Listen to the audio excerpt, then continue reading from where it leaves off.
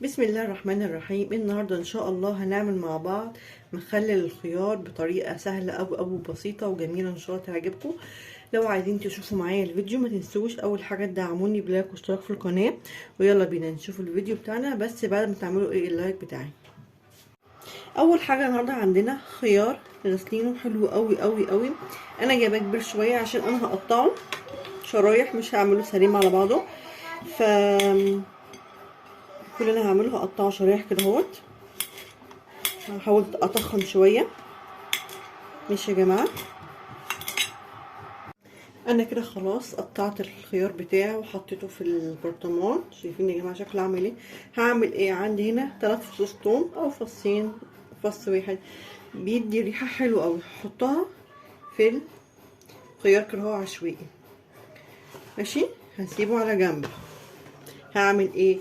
عندي هنا بقى ميه، خلي بالنا قوي من الكلمه دي، ميه مغليه وبردت. يعني احنا جايبين ميه غليناها وبردت، يبقى احنا هنا عندنا ميه مغليه وبردناها. هعمل ايه بقى؟ هنحط الملح اللي يناسب الميه، يعني دوت انت اللي تعرفي تتحكمي فيه. انا مثلا هحط 3 معالق كبار من الملح، وهقلبهم وهشوف محتاجه ملح تاني ولا لا.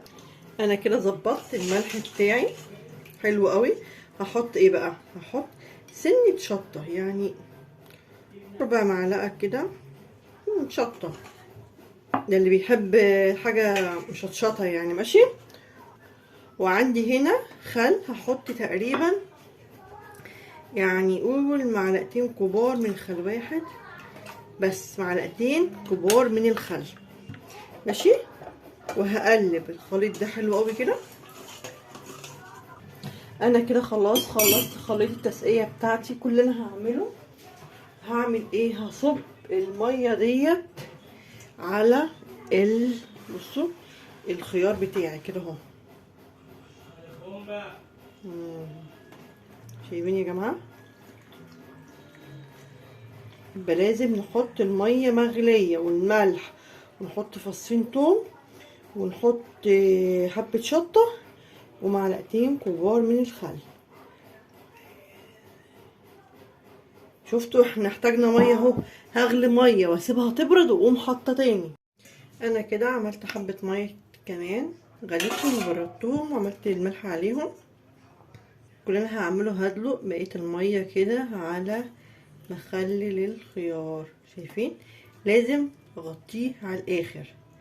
هبصوا، لازم اجي احط لغايه ما خلاص اغطيه كله، ما ينفعش اسيب واحده مش متغطيه.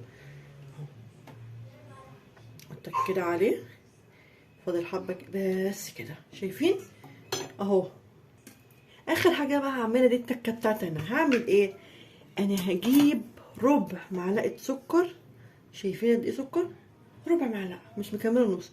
قوم بس ايه رشها فوق كده اهو. دي ماده حافظه بتخلي الخيار طول ما هو قاعد معاكي ما يبص ابدا.